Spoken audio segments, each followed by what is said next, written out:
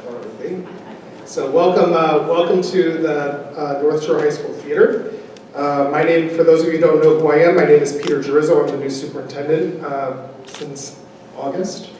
And I thank you for coming tonight. I know these are very busy times, especially with the vacation coming up, but what I wanted to do tonight was give us all an opportunity to come together, hear directly from me the things that have been done in the past with regard to safety and security, the plans that we have, the things that we have done since the lockdown and lockout, welcome, in March, and the things that we plan to do moving forward in the short term, in the medium term, and the long term. Okay? So the way the format will work tonight is the first part of our evening will be a presentation from me. I've invited our Nassau County Police officers, Officer Dan Hedgecock and Officer Tom Brock, who have been really terrific partners with us in helping us to improve our process and procedures and our protocols so that way we can keep all of our students and staff safe. So this part of the evening is not for Q&A. We're going to speak with you, and then what we'll do is after this component of the program is over, we are then going to move into the high school cafeteria, where we will sit in there. You can sit wherever you like, but we have a team of administrators here who will work in small groups of 8 to 10 through a series of guided questions that will help you give us information, us give you information, and then that will come back so that can inform our decision making moving forward. Okay, so I thank you all for coming. Okay, so what has happened over the course of time here in North Shore? So back in 2013, after the tragedy at Sandy Hook, was when the district had really taken a series of measures to enhance the safety and security in the schools. Each year we do a series of tabletop drills that test our emergency response plans. Those happen through the school safety teams. They are facilitated by the school principal, by our police officers, and by John Hall, our Director of Facilities, who heads up our safety and security. So there's a whole series of activities, and we practice them, lockouts, lockdowns, all kinds of emergency situations, and we talk through how we would respond to each of those things. We also do an annual employee health and safety training for all of our safety practices, our emergency response protocols, and how we handle fire safety. After 2013, a total of 150 cameras were installed throughout the district, throughout all 7 facilities, so our 5 schools, the transportation facility, and the central office. That includes the infrastructure to support their operation and archiving camera footage. We installed new camera live view software on computers for key personnel, so we can pull up cameras and we can see what's going on. We installed new software to view archived camera footage on computers. We established a memorandum of understanding with the Nassau County Police Department so they can actually view our cameras live during 911 emergencies in all of our buildings. And we partnered with BOCES so they could view district-wide camera after hours and report issues. So it's not, so our camera security work is not just about if there's an active shooter in the building, it's also to keep the schools safe and monitored throughout the day and evening. Okay. In addition, we have door intercom systems with door release mechanisms installed at the main entrances of the 6 buildings. We enhanced the burglar alarm systems, and they were installed in all 7 buildings. They include infrastructure to support one-button lockdown system, so we can lock down a building with one button. And we have wireless panic buttons that are installed throughout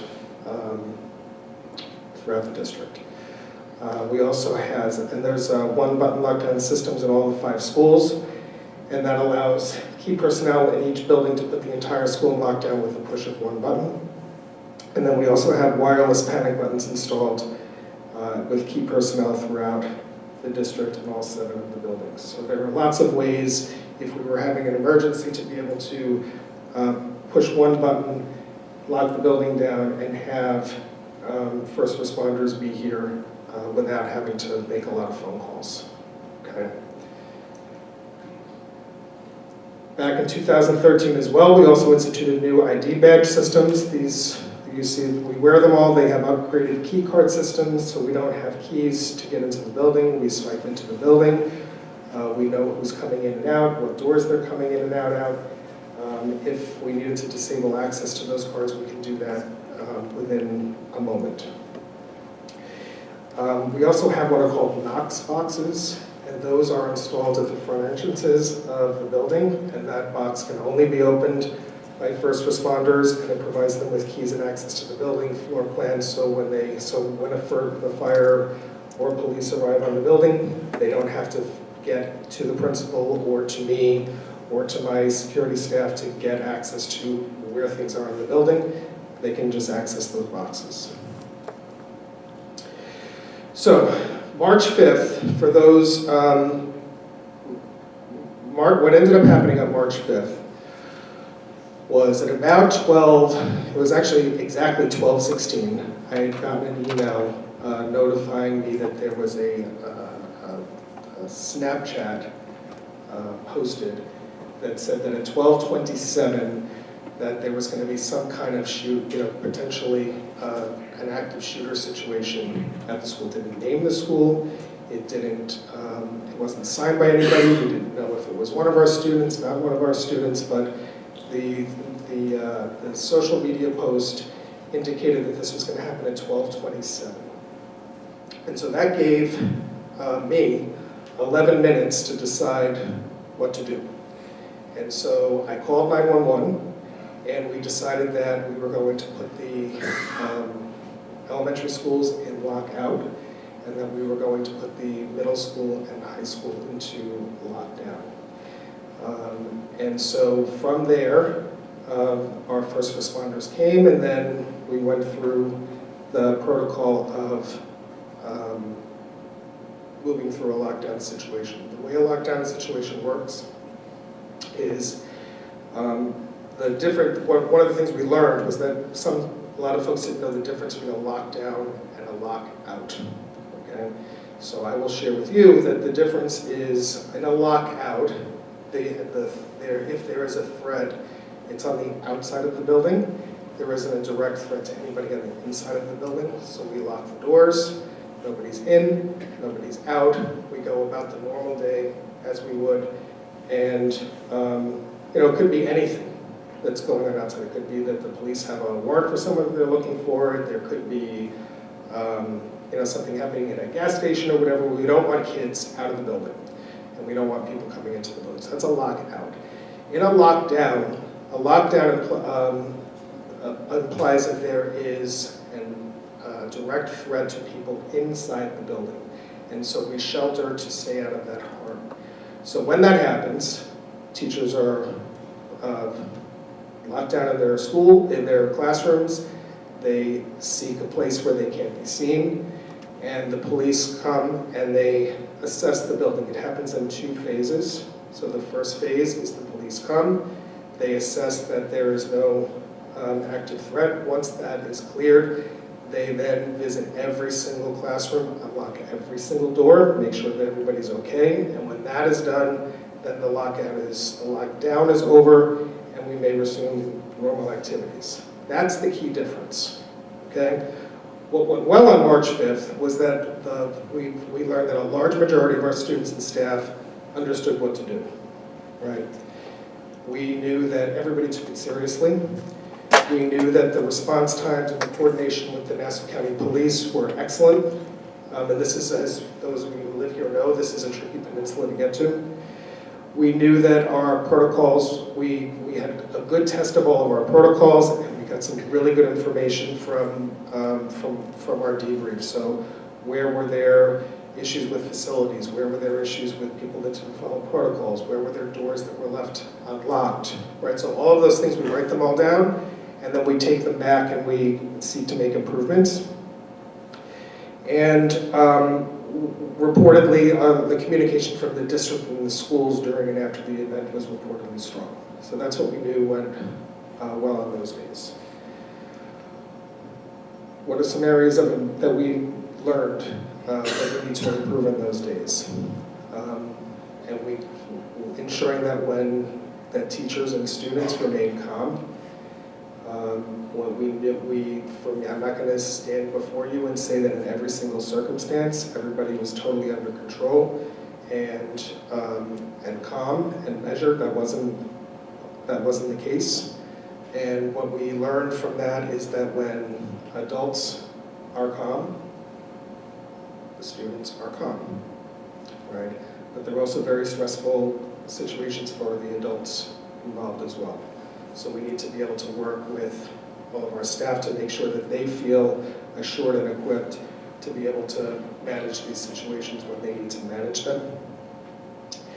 We learned that we need to have a better way to communicate with students who are off campus, right? So if there's an active situation happening on campus, what we don't want is kids or parents coming to the building. We want them going away from the building. And so we're going to think through how to manage that. We learned that we really need a comprehensive systemization of our protocols and procedures so that what we do is common across all 6 schools, that those protocols are known and understood. We learned that our communication in an emergency needs to be streamlined. So we are relying a little too heavily on our cell phones and our texting, and that we need to have more efficient, clear, simple communication between, so every building, when there's an emergency situation, every building has an incident commander, that's typically the principal. And for the district, that incident commander is me. In my absence, it's one of my assistant superintendents, Rob Klobicki or Olivia Boazzi. And so when all that's going on, we need to be able to make sure that we can communicate with each other and with the police very simply and easily. So we learned that that is an area for improvement. And then tied to that is our inter-district communication. So So in an emergent situation, particularly if there's the threat of or a potential threat of an active shooter, we can't be calling each other, we want to be silent. So we need to be able to do that better. Okay, drills that we do, fire drills. Everybody knows fire drills.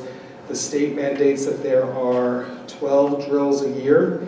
8 of them must be fire drills, 4 of them must be lockdown drills, and there are some deadlines for timing. So a certain number of them have to be done by December, a certain number of them can happen in the spring, a certain number of them have to be announced.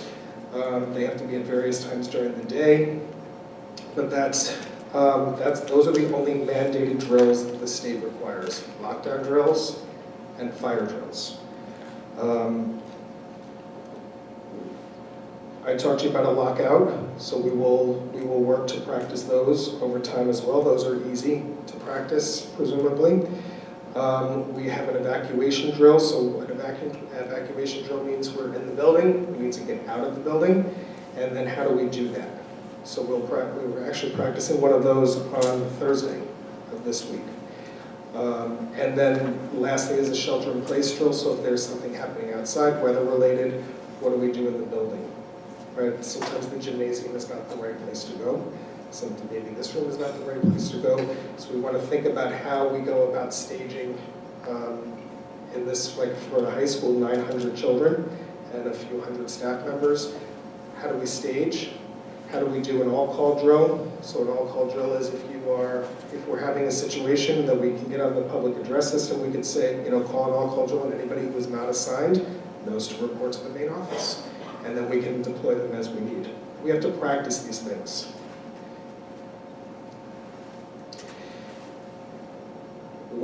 Here's some things that you can do, and I know this is really, really hard. I'm a parent, so I totally understand it. When these events are unfolding, whether they are real or practice, they are highly anxiety-provoking. I totally get it.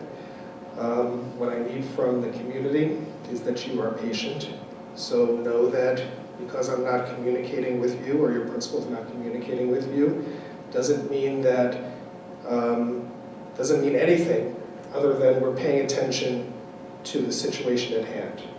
And so what we set out to do first is make sure that the situation in the school is stable, that everybody is safe, that we have a good handle on what's happening, and then we can communicate out to you, right? We'll do it as soon as it's practicable and appropriate, but not before.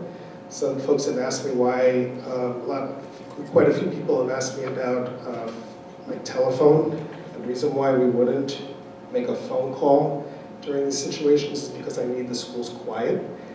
I need everybody paying attention to a single point of information. And so what we know we can do better moving forward is text, right? Because we know that email, not everybody is paying attention to email throughout the day. I know I'm not paying attention to my personal email throughout the day. I don't expect that you are either. So that is being planned for right now. We also want you to be safe.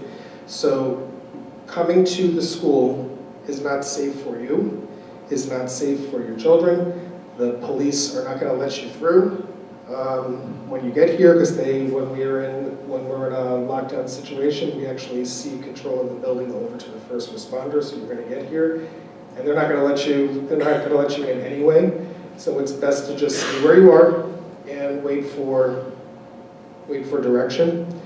And then lastly, being confidential is really important, right? So trying your best not to communicate with your kids, right? I know that's, I totally get why you would want to, but we really need them paying attention to their teachers and who are paying attention to us and taking direction, right? So we don't want them distracted, and we don't want a lot of noise happening throughout the situation.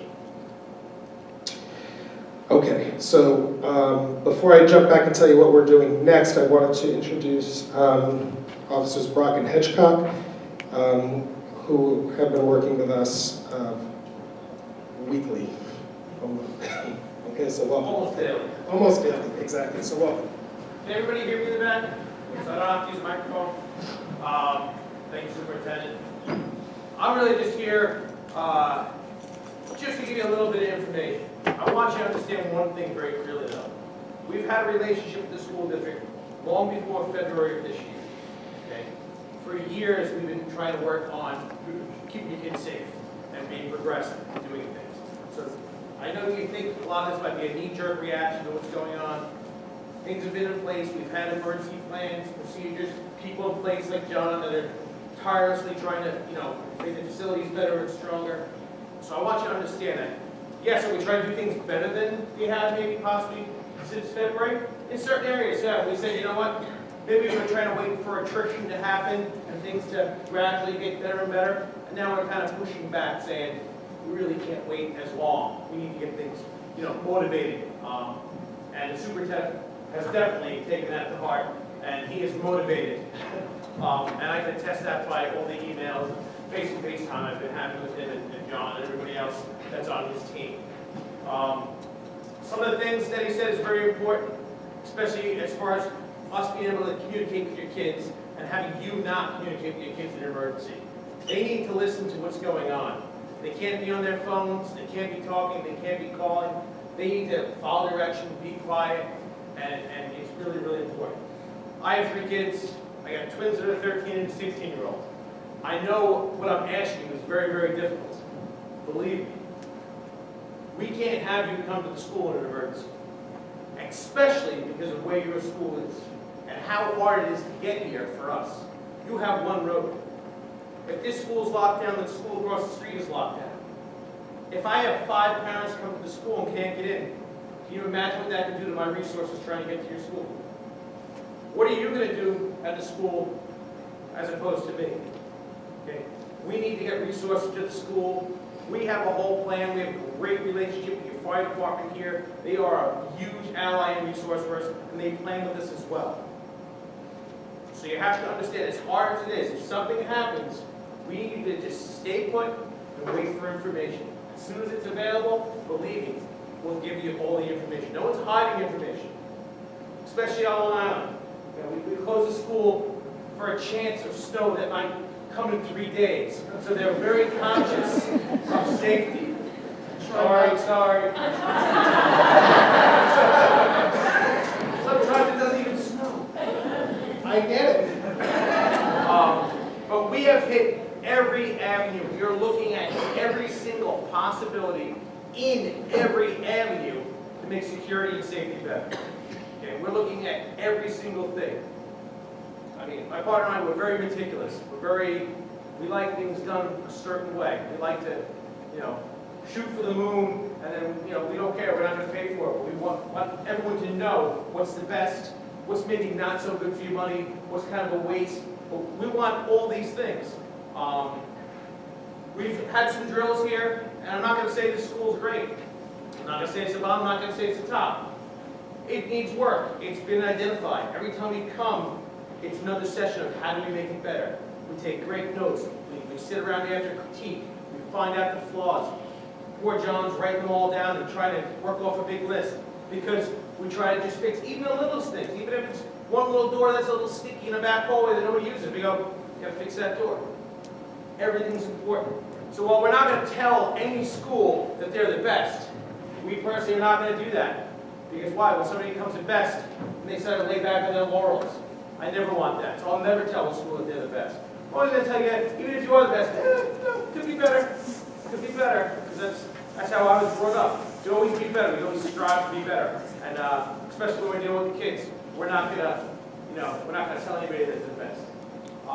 With that, understand, in any situation that happens here at this school, you're going to get full resources of Nassau County Police.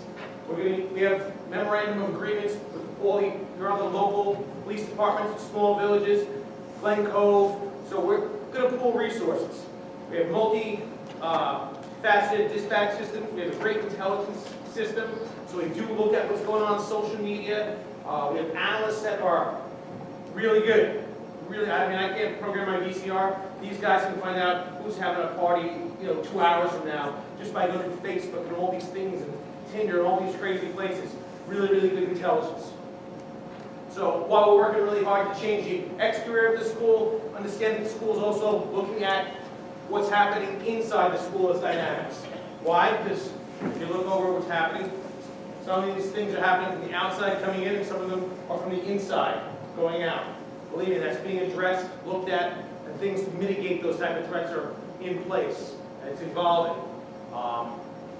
Just want you to know, like I said, our relationship is personal. I don't get many texts from non-friends these days. It's like, we're friends. He wants to know what's going on. What can I do? If I'm on vacation, I'm still answering him back. Because why? I'm here for you. I have kids. I want to think that the police that work where my kids go to school would do the same thing. Because to me, that's real important. And I know it's just as important for him and his staff. Maybe they don't live here, but these are all their kids as well. And whenever we're talking, that's the feeling I get. Okay? Hey, I'm Officer Brock. I work with Upside Scott. I'm fairly new to the pop unit, but I'm part of the Marine, and I'm big on the incident command. And what I love about this school district, what they do that other schools don't, I do believe they're ahead of the curve, which I do agree. And I think the superintendent and their staff is doing an excellent job. So what I love that they do is tabletop drills. They're always looking to say, they always play the what if game. What if this happened? What is my role? So I think, God forbid there was an incident, they would be able to react quicker and faster than most districts just because they have a plan, because they've kind of already worked on it prior. So I'm very impressed by the way the superintendent and staff run the show. Like Officer Scott said, it is a unique geographical position. So it's super important to know for your kids, it's a group effort. It's the teachers, it's the counselors, it's the police. Okay, we all have to be together on this to make sure we're noticing. And that comes down to, in this day and age, is just having better situational awareness and teaching your kids to have better situational awareness. Pay attention to the guy in the summer that's wearing a trench coat. Simple stuff, but just to put you at ease a little bit, the chances of these events happening here are schools. I mean, better chance of winning the lottery, right? I mean, although it seems that way that they're on the rise, which they are, the chance is still very slim that this will ever happen. But obviously, we still are going to do everything in our power to make sure that your kids are safe. I mean, it's amazing what we've learned.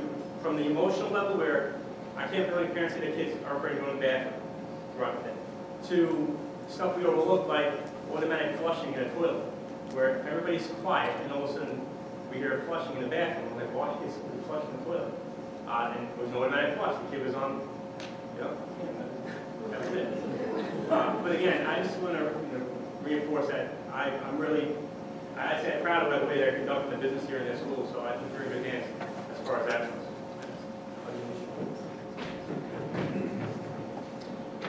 It always comes back to snow days. Doesn't matter what we're talking about.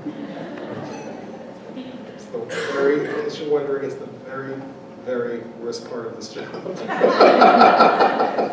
Take it to the bank. Okay, so and thank you for that. I appreciate it.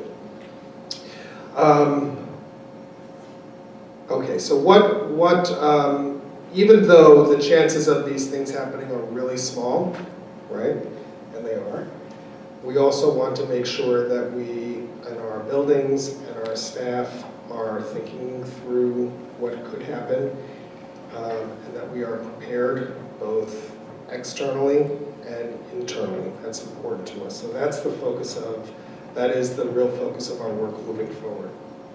So we talked to you about what we are doing. So, this is all going to get posted to the web, and we're videotaping all this, so if you miss anything, it'll be there, and you all know how to reach me.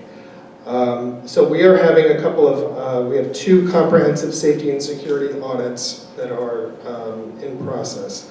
One of them is through the Nassau County Department of Homeland Security. That is approved, and it is in the process of being scheduled through the principals. Secondly, we have contracted with Alteris Consulting Corporation. That's also been approved, and the intake meeting is scheduled for this week, and the scheduling of the assessments is going to start happening within the next day or 2. What we're looking to accomplish through these audits are a couple of things.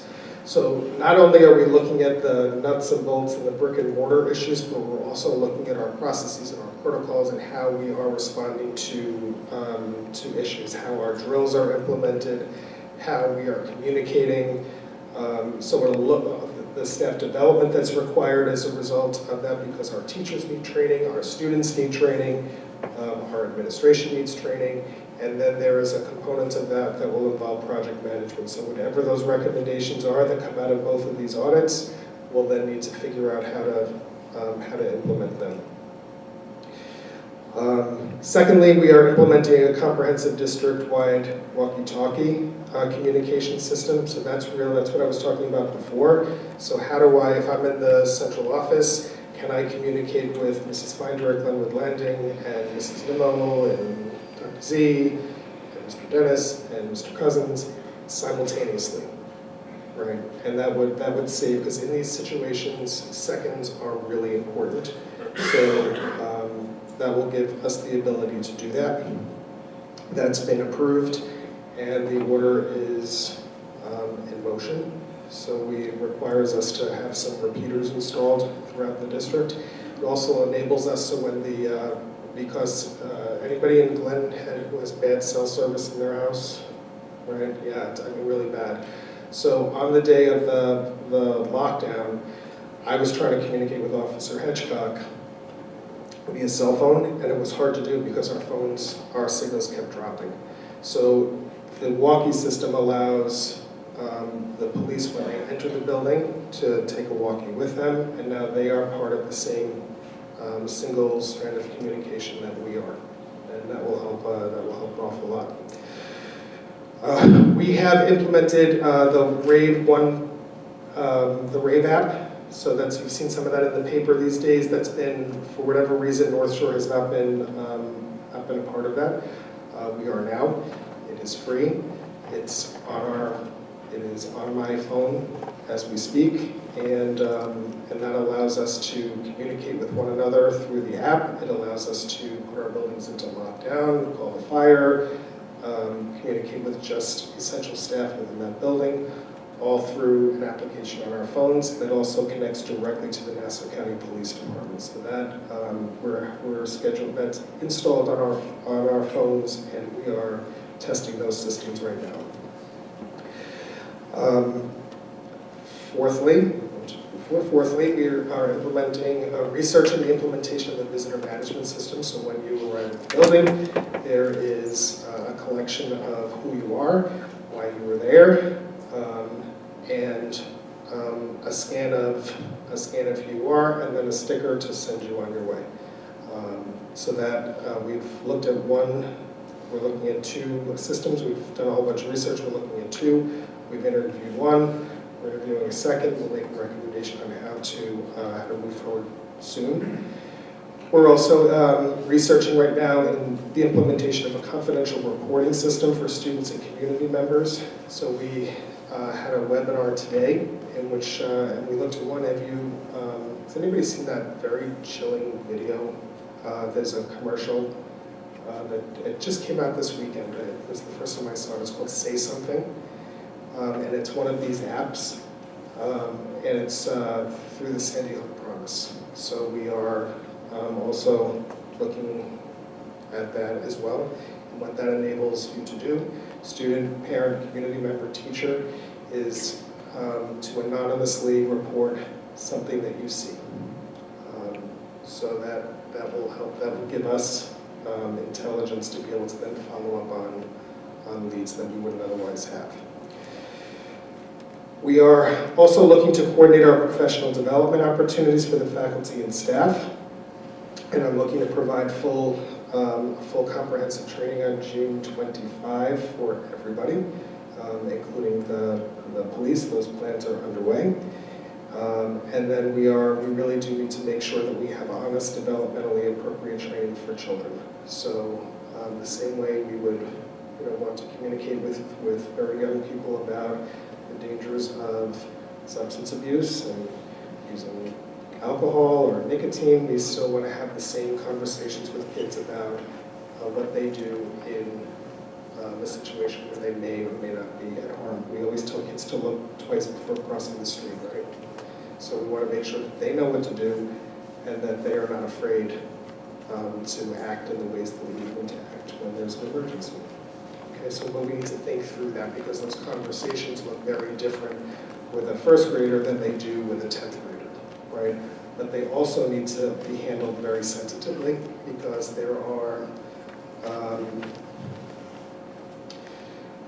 so when these things happen, right, kids and adults process the aftermath of this very differently, and some want to just get right back to work and not talk about it, and some kids want to spend a lot of time talking about it, and so we need to be able to take their lead on how that happens. So, and we need to give our staff permission to do that.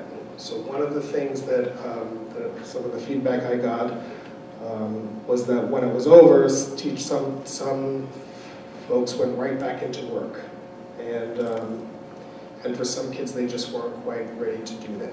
So we need to be paying attention to the needs of the kids so that they're equipped to handle that. Okay. So I've said a lot. Okay. What we'll do is we have a team of administrators here. If we give them like 3 or 4 minutes to get ahead of you, they will position themselves at tables in the high school cafeteria. You can sit wherever you like. It's not required that you stay, but you're certainly all welcome to. And we have a guided discussion, and certainly we'll be able to talk about other things that are on your mind as well. So I thank you all for coming very, very much. And as the officer said, I really want you to know more than anything, the safety of your children is the most important thing that I can do. I can't teach them well. I can't prepare them for what lies beyond North Shore High School if they don't feel like they are safe. So you have my commitment that I will work every single day very, very hard to make sure that the schools are safe places to learn, that there is balance between this work that we are doing, that there is voice for everybody. And if you think of ideas or thoughts, many of you in this room have probably emailed me, you know I respond to all of your notes, so just let me know what's on your mind and I will certainly take it under advisement. Okay, so thank you all very, very much for coming, I appreciate it. You're welcome.